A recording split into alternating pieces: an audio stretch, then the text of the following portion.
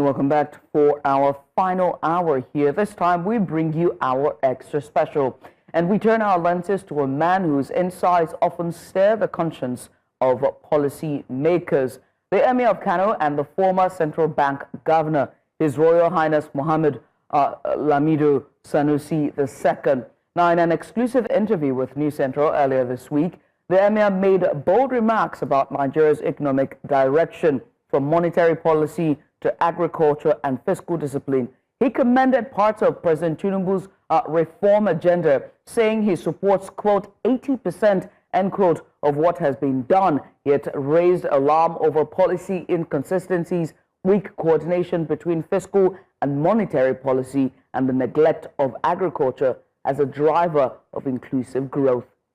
To explore the issues raised by the Emir, we're joined by two brilliant minds, Professor Kenneth Ife, development economist and public policy analyst, and also Dr. Nnameka Obiari, investment banking executive and development economist. Gentlemen, welcome to Breakfast Extra. Welcome, gentlemen. Thank you, Right. Thank you, guys.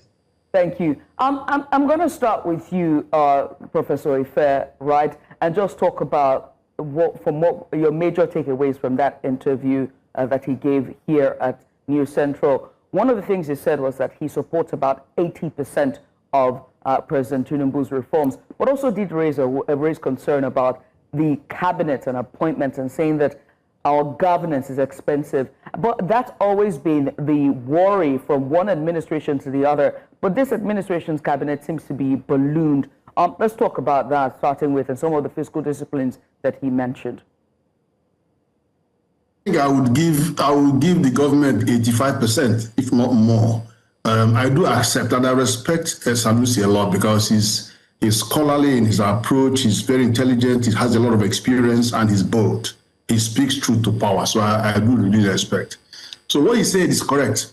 We've all agreed that cost of governance is a major consideration, but it is not. It's by far small. It's very small compared to fiscal indiscipline, because fiscal indifference is all that it takes to actually lift this country out of poverty. If we can show more transparency, accountability, and prudence in public finance management.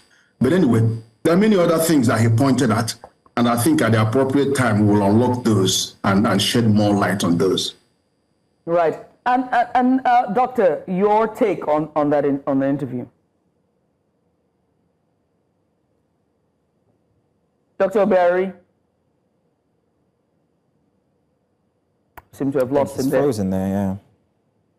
Now, sir, as we're talking, let's also talk about agriculture. He says agriculture seems to be left out of the table, and there's a lot of low-hanging fruits as it comes to the agriculture sector. But we know that it's also been bedeviled by insecurity and food insecurity as well. Do you think that the government isn't doing enough regarding that aspect? It can do more. I've always said that the bold step taken by the president in abolishing subsidy, he only got 50% of the subsidy money. If he had more, he would have done more of agriculture. And if you look at that 50%, he gave a lot of it to governors, plus, of course, the devaluation. And then he ignited Marshall Plan for CNG, and then embarked on quite some infrastructure projects, and then put a lot of money to poverty reduction efforts. But 50% of the other money of that subsidy was trapped by NNPC in their inefficient operations. So I believe that if he has more resources, he declared a state of emergency on agriculture, but there wasn't much funding to pursue the agenda. And I have to tell you this, I spoke at NESG, I have given several interviews, and I made it very clear that there are two directions Nigeria should consider when you are looking at the wider Africa continental trade. The service sector, trading services, they're okay, because they're doing all that they can without support from government. The banking sector is all over Africa. The ICT, we are even the digital leader. There were so many things going for us on the services, and that's what is driving our growth. Right. But the trading goods, we have not got goods to export to Africa. Are we going to send them solid mineral, our raw materials? And now the government has brought in 30% value addition, which means industrialization should be at the center of our export-led strategy, growth strategy. And stop all this hemorrhage coming from import dependence. It is import dependency that is making us export raw material and export jobs and import poverty. That is where we have to focus, critical focus, and make sure that fiscal policy addresses industrialization, because it's not. It works against it. And make sure that monetary policy, fiscal policy, all this industrial policy, and investment policy, and trade policy, all of them will converge an employment policy on industrialization so that we can make a serious move to lead this country out of poverty. All this growth we are getting in all the other areas, they are not going to lead, they're not going to create employment. And they're not going to touch or dent the unemployment, the poverty figures. And that was what one of the things he was saying. Professor Ife, thank you very much. Dr. Obiari is back with us, I'm hoping. Thank you very much, Dr. Obiari. Dr. Obiari, there was so much that the Emir, former CBN governor, that the Emir talked about, and there was very little negative reaction given to the reforms that the Tinubu administration is trying to do. He praised the CBN monetary policy. He lauded the central bank's efforts over the past few years when it comes to mopping up excess cash. He acknowledged that interest rates remain high, but it was a trade-off for restoring stability. He also noted inflation remains elevated, but that it was trending downwards. So these are positive elements that he noted from what the president is trying to do. But how come that is very difficult? It's a very difficult thing to translate that communicatively to the masses. Why are we unable to understand what the presidency is doing when it comes to the reforms for Nigeria? Let me break it down here. I 100% align with the submissions of the Emir of Kano, SLS. And everything he pointed out, we are spot on. I've always said that Yemi Cardoso has been doing a yeoman's job. He's one of the shining lights in this government, and has actually cleaned up the mess in the system. And the policies of the federal government of Nigeria involve fuel subsidy, elimination of the multiple criminal exchange rate regime. We are all spot on. In fact, what Yemi Cardoso have actually done is to bring stability in the FX market. There is a relative level of stability within that market. Now, the problem is most of the monetary policy instrument that is adopting is working to ensure price stability, FX stability. But 95% of the problems we have in Nigeria are on the physical side. The governors, the local government chairmen, and those on the Federal Executive Council of Mr. President. And the truth is, this is more than 10 years since our oil output went down from the level of 2.4, 2.8 million barrels. It was in October 2010. 10 years is enough to have instituted massive reforms within that sector to help us ramp up output and ensure that Yemi gets as much forex inflow as his predecessors to enable him continue, using other instruments outside increasing interest rates that will attract only hot money investors. On the agri side, which is one of the most critical factors or areas that can actually catalyze growth, all-inclusive growth, eliminate poverty, and put more Nigerians into job. We must also not lose sight of that. It's not the federal government that we should keep most of the focus on. When we talk about agriculture and agro-revolution, a lot needs to be done by the local government and by the states. Yes, we expect the federal government of Nigeria to come by way of providing policies. And one of those policies, and I've said it here, there are 4 factors of production. Land, which is very critical, surface of the land, which is agriculture, underneath it, mineral resources. We have human capital, then we have equipment and machinery, and we have funding. We have 222 million people estimated, over 128 million adult population that are mostly unemployed or underemployed. What I expected the federal government to do by way of policy, we do not produce tractors, we do not produce equipment, we do not produce most of the processing plants. It's to zero tariff. Anybody that can help us bring in this equipment into Nigeria, it will require about $100 to $200 billion to be able to generate this kind of equipment into Nigeria. We need at least 2 million smart farmhouses. We need at least 2 to 3 million tractors and other personal equipment. And this thing can only come by way of private investors. And private investors can only come in if there are policies at the federal government level. Then on the state and local government level, by reason of the Land Use Act, governors control the land. We've advocated in many fora the adoption of the missions community diaspora private-public partnership arrangement in driving agripreneurship. We are not reinventing the wheel. In Italy, you have the Copado model. In East Asia, you see what they are doing.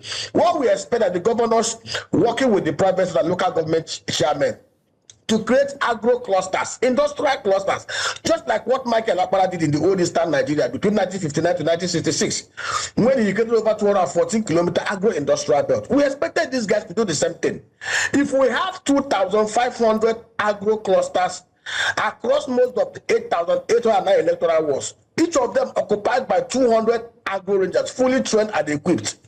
If we invest $6 million in each of these centers within a space of 1 year, we will generate nothing less than $109 billion in this economy.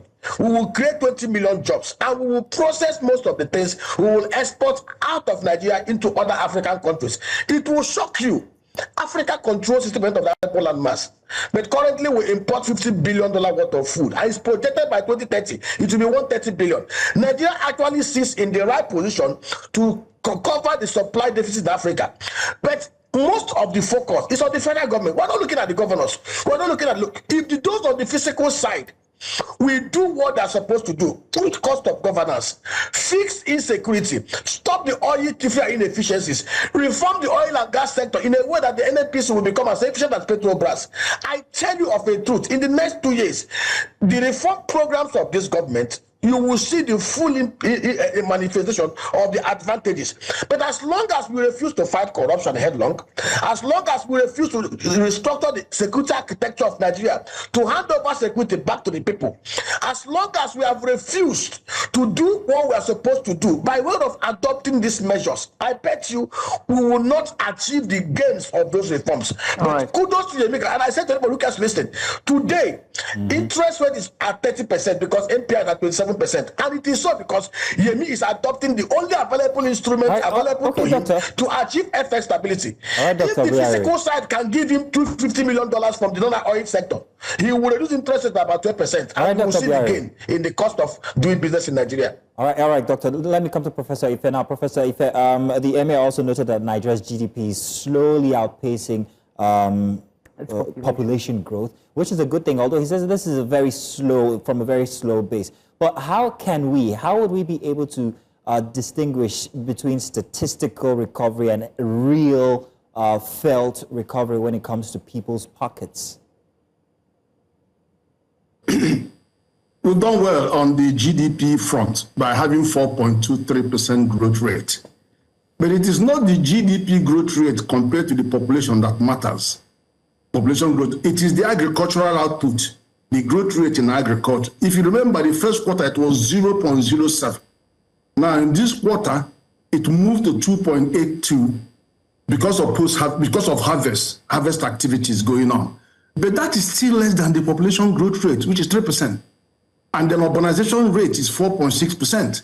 So we're still not out of the woods at all. It's a seasonal variation. The alarm was in the first quarter. And next quarter now, you are going to see that it's going to go down because you are going to be moving to a season where we are now going to be consuming and then also holding materials out for planting.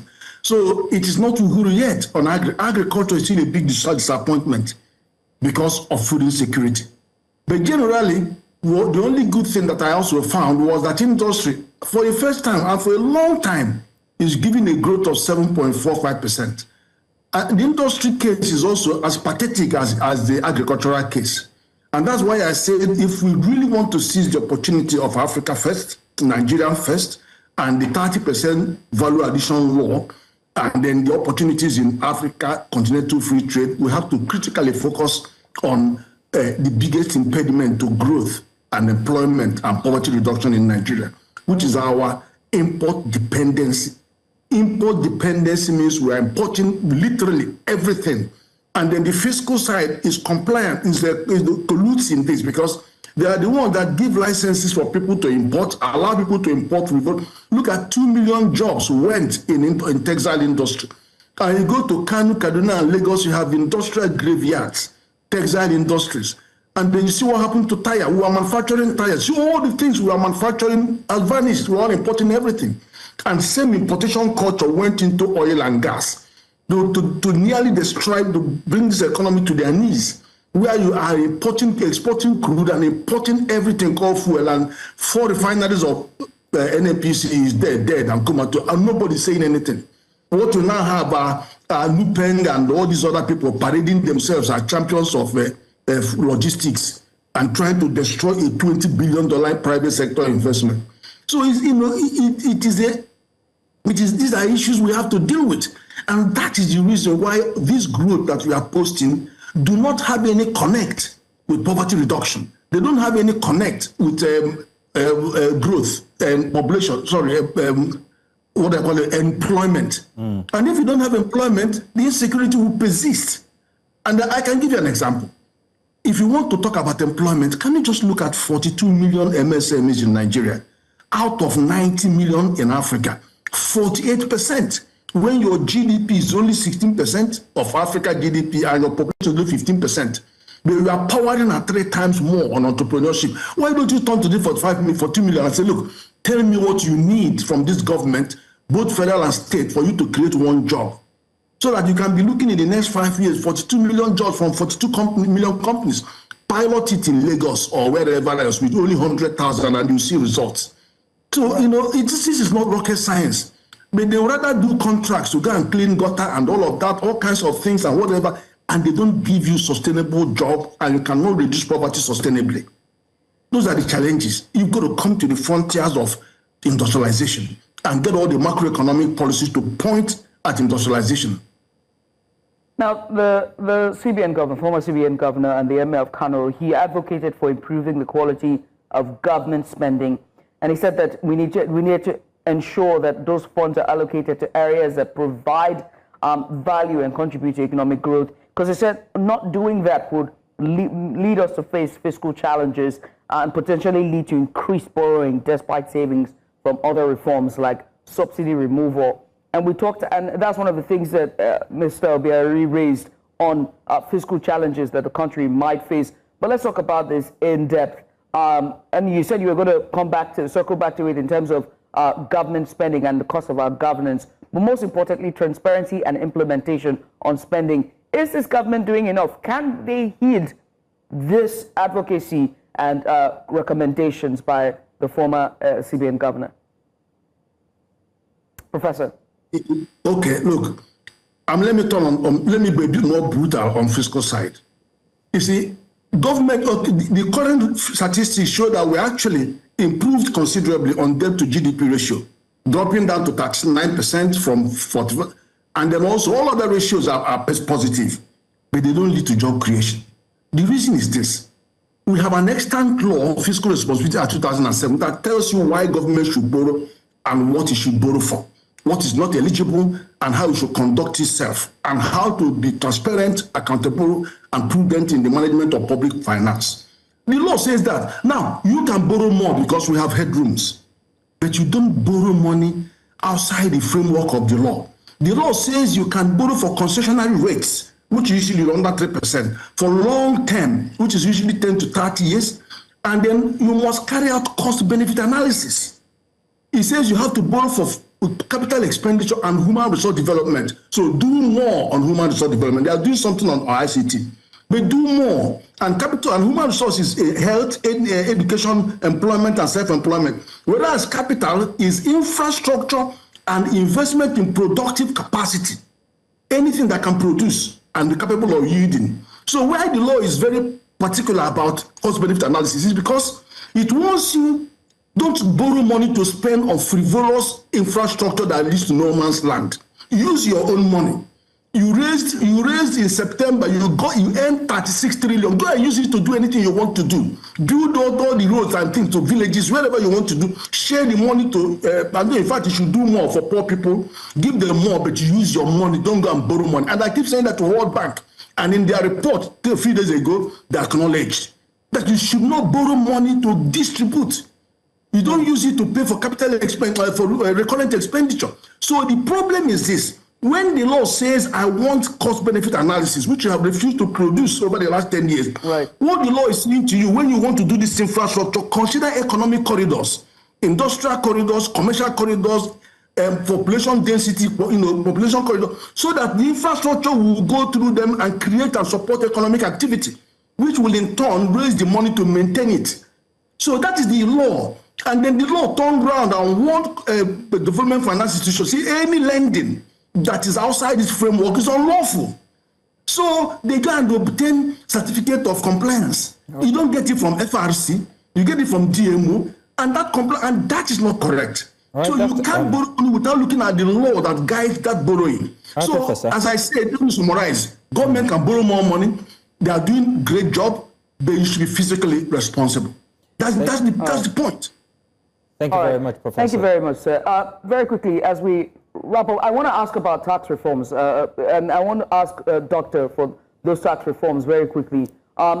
He hailed the tax reforms and said that it would have low burden. That the reforms are important when it comes to mopping up revenue for the country.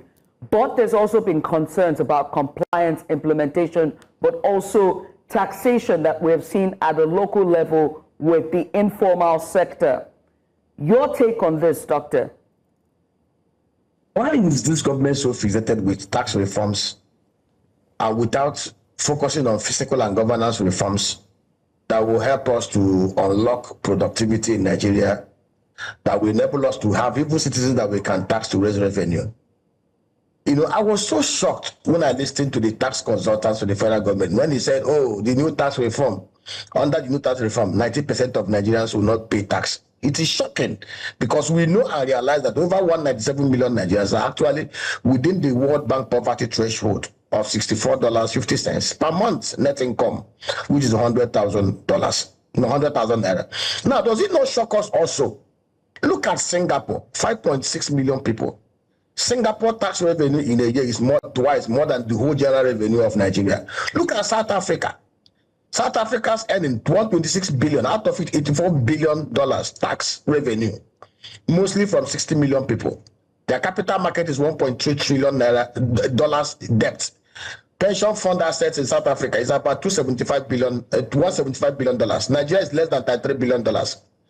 Are we not worried that we are only focused on who are we even going to tax? Is it the 197 million poor Nigerians? What we should be thinking about, just like what is constitutional and physical reforms that reduce the cost. I pointed out to you, look at budget report. Budget report said clearly, out of the 40-something trillion that the federal government, out of the budget of federal government 2025, they discovered over 7 trillion naira that were inserted fictitiously.